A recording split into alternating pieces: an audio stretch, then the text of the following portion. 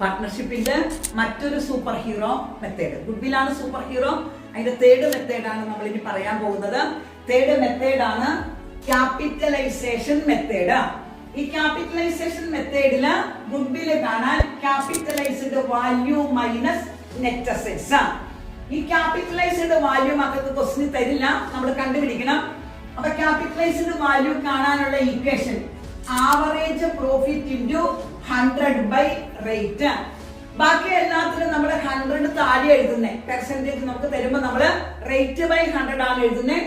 ഇവിടെ മാത്രം 100 മുകളിൽ വരും. ഞാനത് പറയാൻ കാരണം പലപ്പോഴും കുട്ടികൾക്ക് കൺഫ്യൂഷൻ വരുന്ന ഒരു കാര്യമാണ്. 100 താഴെ എഴുതാൻ പാടില്ല, 100 മുകളിലാണ്.